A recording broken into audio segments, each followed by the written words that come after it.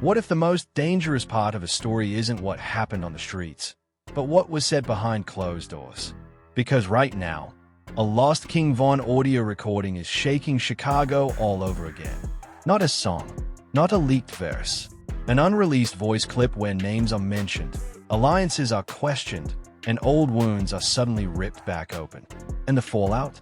It's already sparking whispers of new beef in a city that knows exactly how fast words can turn into real-world consequences.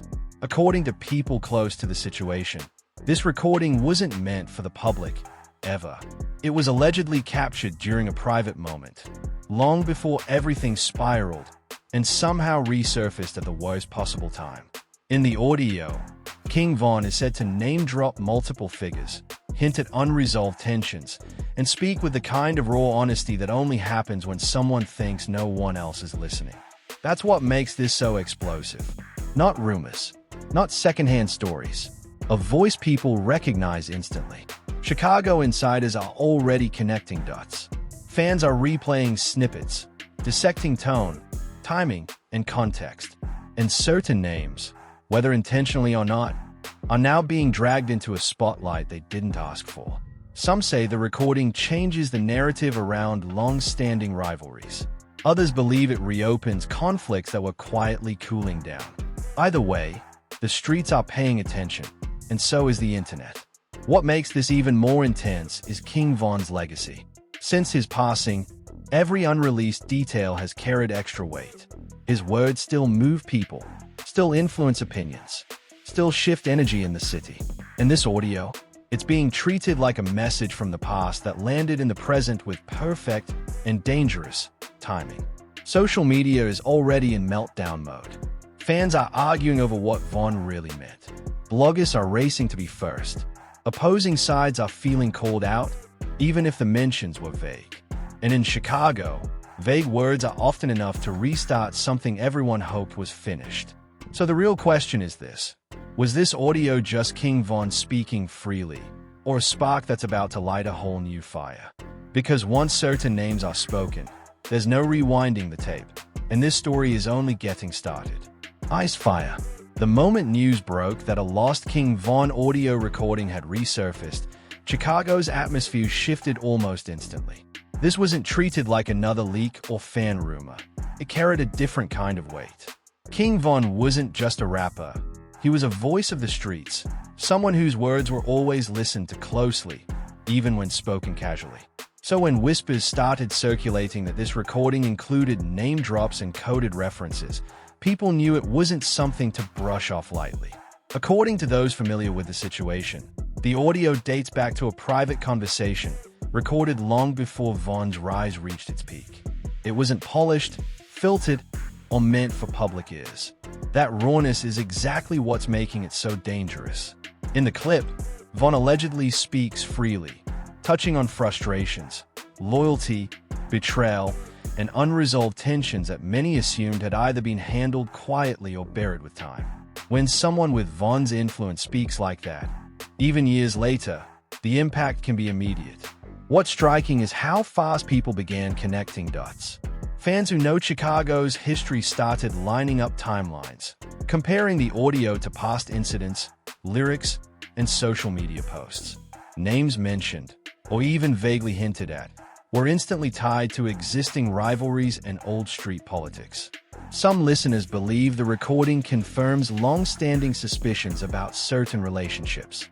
Others argue it complicates the narrative, suggesting tensions were far deeper and more personal than the public ever realized. The name drops themselves are where things get especially sensitive.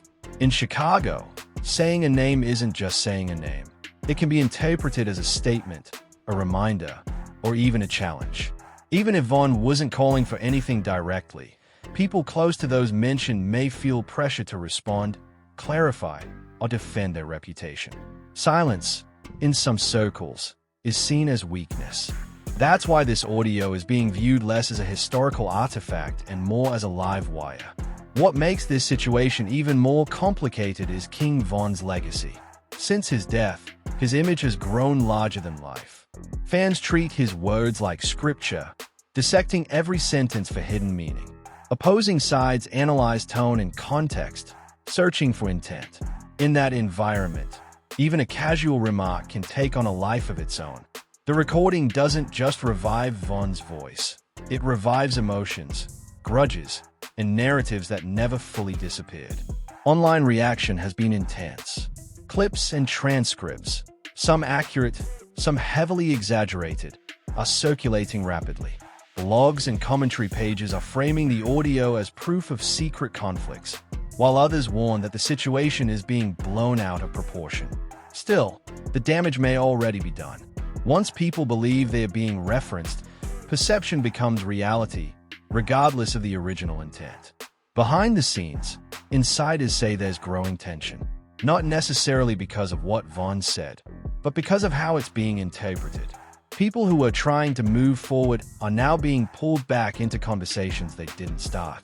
Old alliances are being questioned, trust is being tested, and in a city where history runs deep, reopening the past can have unpredictable consequences. There's also the question of why the audio surfaced now. Some believe it was leaked intentionally to stoke controversy or shift attention. Others think it was an accident, shared privately and then passed along until control was lost. Either way, timing matters. Chicago's music scene has been relatively quiet lately, with many artists focusing on careers, families, and staying out of trouble. This recording threatens to disrupt that fragile calm. At its core, this situation highlights the power of words, especially when spoken by someone whose voice still carries influence beyond the grave. King Von's authenticity was always part of his appeal, but authenticity without context can be volatile. Listeners weren't meant to hear this moment. They weren't meant to analyze it frame by frame. Yet now they are, and the reactions are real. As part 1 closes, one thing is clear. This lost audio isn't just a recording, it's a catalyst. Whether it leads to clarification, confrontation, or quiet tension remains to be seen. But in Chicago, when old names resurface and old stories are retold, nothing ever stays contained for long.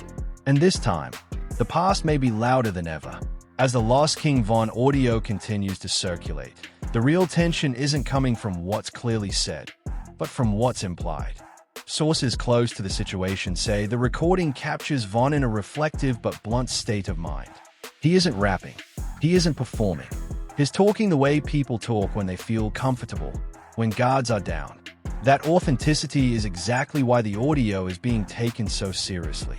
There's no beat, no hook, no exaggeration for effect. Just thoughts spoken out loud. And in Chicago, that can be more powerful than any diss track. Almost immediately, fans began debating who the name drops were really aimed at.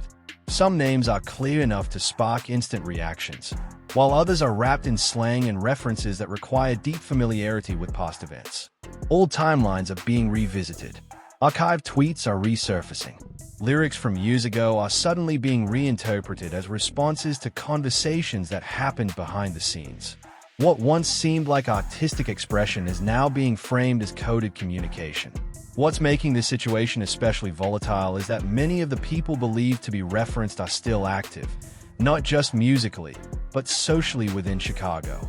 These aren't distant figures from a closed chapter. These are individuals with their own influence, their own supporters, and their own reputations to protect. When a late figure as respected and feared as King Von appears to speak on them, even indirectly, it creates pressure. Responding risks escalating things. Staying quiet risks letting a narrative form unchecked. Insiders say there's already tension behind the scenes. Phones are ringing. Conversations are happening quietly. People are asking questions, not publicly, but within trusted circles. Was this about me? Was this already resolved? Why is this coming out now? In a city where misunderstandings can spiral quickly, uncertainty alone can be dangerous. Another layer to this story is the way fans are weaponizing the audio. Some are taking snippets out of context, pairing them with unrelated clips, or adding their own captions that push specific narratives. Once that happens, truth becomes secondary to perception. Even if the original recording wasn't meant to provoke anything, the way it's being consumed now absolutely can. That's the reality of viral culture, especially when street history and internet attention collide. There's also debate about whether King Von himself would have wanted this audio released. Many close to his camp believe he was extremely calculated about what he put into the world. If something wasn't meant to be heard, there was usually a reason. That's why some fans feel uncomfortable treating this like entertainment. To them, this isn't content. It's a private moment turned public, with real people potentially affected by it. Chicago's history makes everything heavier. This is a city where words have long memories, where alliances and rivalries stretch back years, sometimes decades. Even when people try to move forward, the past has a way of resurfacing, especially when a respected voice brings it back into focus. The lost audio feels like exactly that, the past speaking directly into the present. Music industry figures are watching closely too, not because of chart potential, but because of risk. Labels, managers, and promoters understand how fragile peace can be in certain environments. A single viral moment can undo years of progress. That's why there's reportedly pressure from multiple sides to slow things down, clarify context, and prevent speculation from turning into action. Still, once something like this is out, control becomes nearly impossible. The audio now belongs to the public, and the public rarely handles nuance well. Every listen adds another interpretation. Every repost adds another layer. And every theory pulls someone else into the conversation, whether they want to be there or not. As part 2 ends, the atmosphere feels tense but unresolved. No direct responses yet. No public statements. Just silence. And in Chicago, silence can be loud. People are watching to see who speaks first, who ignores it, and who might feel forced to respond. Because when names resurface and old stories are retold, the question isn't whether things will shift, it's how far those shifts will go once the echo settles. As the lost King Von audio continues to ripple through Chicago, the tension has entered a new phase, one defined less by speculation and more by anticipation. The initial shock has worn off, but what remains is a heavy sense that something is pending. In situations like this, the danger isn't always in what's said next, but in who feels pressured to say something at all. And right now, that pressure is building quietly. What stands out is how carefully people are moving. There haven't been explosive public responses, no immediate back and forth online from the names believed to be referenced. Instead, there's a noticeable pause, almost like the city itself is holding its breath. In Chicago, that kind of silence usually means conversations are happening elsewhere, privately, strategically, and with intent. When reputations and history are involved, moves are rarely made impulsively. Those close to the culture say this audio reopened emotional chapters that many thought were closed. Not because new accusations were made, but because old feelings were never fully resolved. The recording doesn't sound angry or aggressive, which oddly makes it hit harder. Von sounds reflective, certain, and unfiltered. That tone alone has people questioning whether things were ever truly settled behind the scenes. Sometimes calm words can cut deeper than shouting. Fans are now split into camps. One side insists the audio is being overanalyzed, arguing that people are projecting narratives onto a private conversation that lacks full context. The other side believes the recording confirms long-suspected truths about lingering tensions and unspoken rivalries. Both sides are loud, and both are influencing how the story spreads.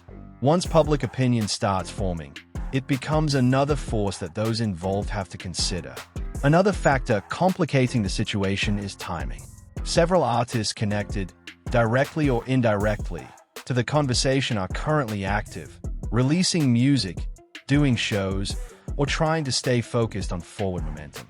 The resurfacing of this audio threatens to pull attention away from progress and back toward conflict. Even if no one wants escalation, association alone can be damaging. Being tied to controversy, even unintentionally, can shift perception fast. There's also growing concern about younger listeners. King Von's influence runs deep, especially among fans who see him as more than an artist. His words still carry authority. When younger audiences hear this audio without full understanding of context, they may interpret it as instruction, validation, or unfinished business. That's part of what makes this moment delicate. Messages can be misread, and misread messages can spread fast. Insiders suggest that some people referenced in the recording, or believed to be, are weighing their options carefully. A public denial might bring more attention. A response might be taken as disrespect. Silence might be interpreted as guilt or fear. There's no clean move, only calculated ones. In environments shaped by history and perception, every option has consequences.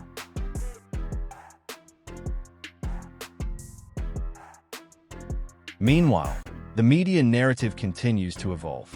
What started as lost audio surfaces is slowly turning into new beef brewing, even though no direct confrontations have happened. This is how momentum builds, not through facts alone, but through expectation. When people expect conflict, they start seeing signs everywhere. A vague post, a lyric that feels pointed, a photo that looks intentional.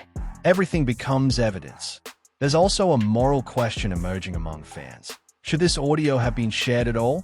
Some argue that preserving King Von's legacy means protecting moments he didn't choose to make public.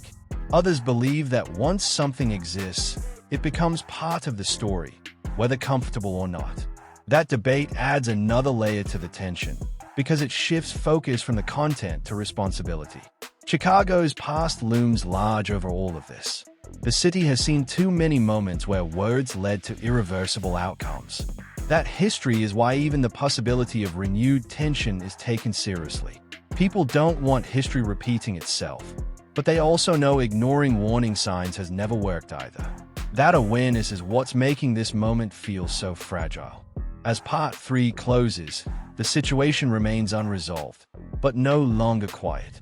The audio has settled into the collective consciousness, and its presence alone is influencing behavior. People are moving differently, speaking carefully, watching closely. Whether this leads to clarification, confrontation, or simply another unresolved chapter depends on what happens next. But one thing is clear. Once a voice like King Von's resurfaces, even from the past, it doesn't fade quickly. It lingers. And in Chicago, lingering words have a way of shaping what comes next. By the time the lost King Von audio fully settled into public awareness, the energy surrounding it had shifted from curiosity to caution. What initially felt like a shocking discovery now carried the weight of consequence. People weren't just reacting anymore, they were recalibrating. In Chicago, moments like this don't explode immediately. They simmer. And right now, everything feels like it's sitting on low heat, waiting. One of the most noticeable changes has been how carefully artists and affiliates are moving online. Subtle shifts stand out when you're looking closely. Posts are vague. Captions feel intentionally neutral. Certain names aren't being mentioned at all, even in unrelated contexts. That kind of restraint doesn't happen by accident. It signals awareness, an understanding that the wrong word, even unintentionally, could be interpreted as a response to the audio. People close to the scene say there's a quiet effort happening behind the curtain to keep things from escalating. Not damage control in the public sense, but conversation control. The goal isn't to erase the audio, that's impossible, but to prevent it from becoming a trigger. When history, pride, and perception collide, even a small spark can spread quickly. That's why some are choosing distance over dialogue, at least for now. The way fans are behaving has also evolved. Early reactions were loud and chaotic, filled with theories and speculation. Now, the tone is more intense but focused. Listeners are replaying the audio repeatedly, trying to catch nuances they missed the first time. Certain phrases are being slowed down, analyzed word by word. Entire threads are dedicated to single sentences, debating meaning, intent, and context. At this stage, interpretation has almost become participation. This level of scrutiny adds pressure on anyone believed to be referenced. Even if the audio wasn't meant as a call-out, the public has already decided it matters. That's the uncomfortable truth about moments like this. Once perception takes hold, intent becomes secondary. People don't react to what was meant. They react to what they believe they heard. Another layer complicating everything is loyalty. Chicago's culture places heavy emphasis on respect and affiliation. When King Von speaks, even posthumously, People tied to him feel a sense of responsibility to protect his name and narrative.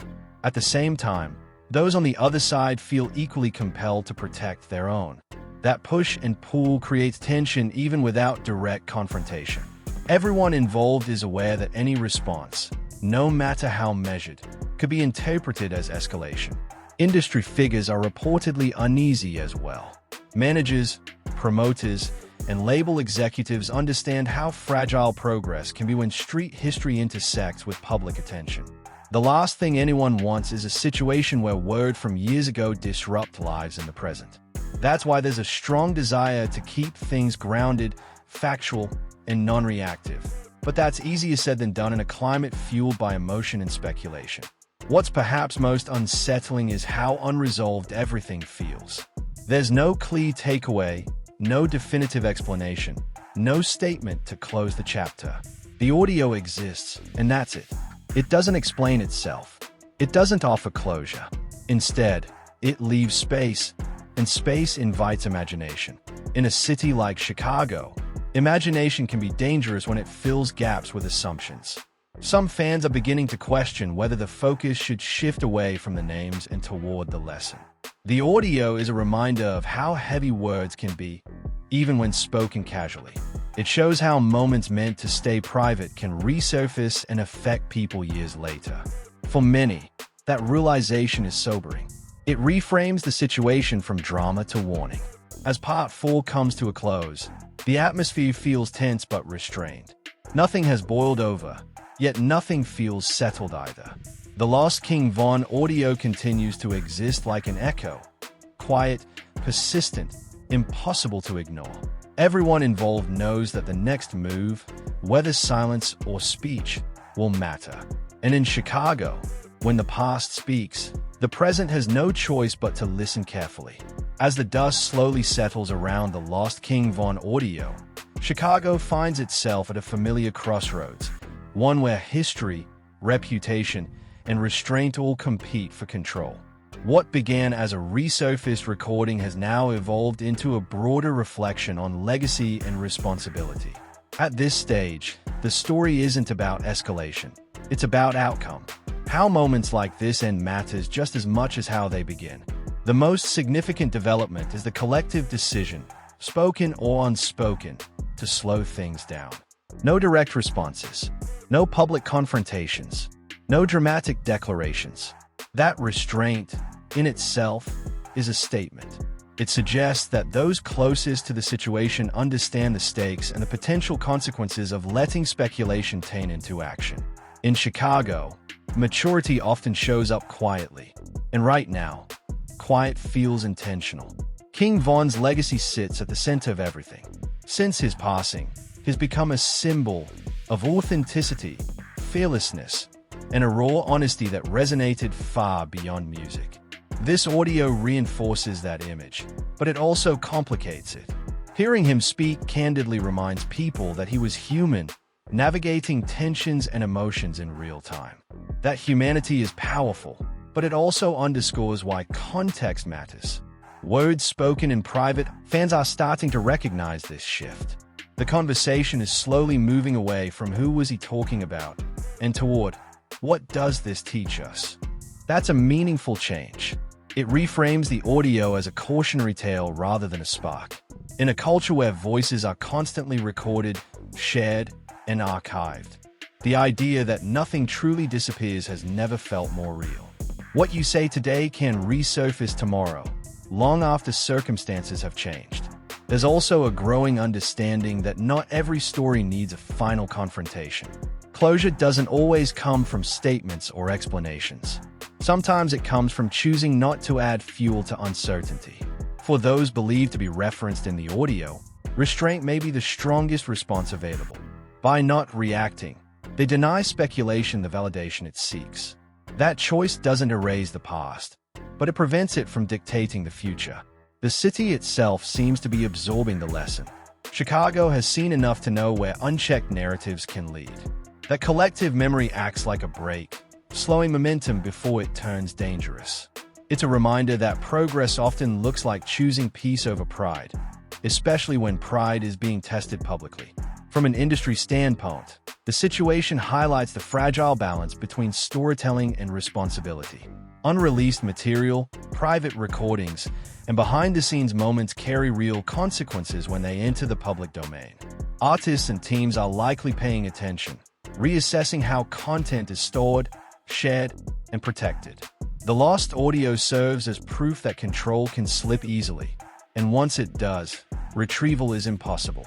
As the weeks pass, the recording will likely fade from headlines, but its impact won't vanish entirely. It will remain part of the broader narrative surrounding King Von, discussed quietly in conversations about authenticity, legacy, and the cost of visibility. It may even influence how future artists approach their own private moments, knowing that anything recorded can one day speak louder than intended. Ultimately, this moment didn't ignite a new conflict, but it exposed how close old ones can still feel. That realization is uncomfortable, yet valuable. It forces reflection not just on what was said, but on how far people have come since. Growth isn't about pretending the past didn't exist. It's about refusing to let it control the present. As this chapter closes, the lost King Von audio stands as a reminder rather than a warning shot. It shows the power of voice, the permanence of words, and the importance of context. In a city shaped by echoes of its past, choosing how to respond or not respond can define the future. And for now, Chicago seems to be choosing caution, awareness, and the hope that some stories are better left as lessons, not triggers. This story proves that in hip-hop, even voices from the past can still shake the present. A single lost recording from King Von has reignited conversations about legacy, loyalty, and how words can carry consequences long after they are spoken. Whether you see this as a warning, a lesson, or a reflection of Chicago's complex history, one thing is clear: this moment matters. If you want real breakdowns, insider context, and stories that go deeper than the headlines, make sure you subscribe right now and turn on notifications. Drop your thoughts in the comments. Do you think this audio should have stayed private, or does it reveal an important truth about unresolved tensions? And if you appreciate honest coverage without hype or misinformation, like the video and share it so others can join the conversation. Stay locked in, because hip-hop history is still being written, and the next story could change everything.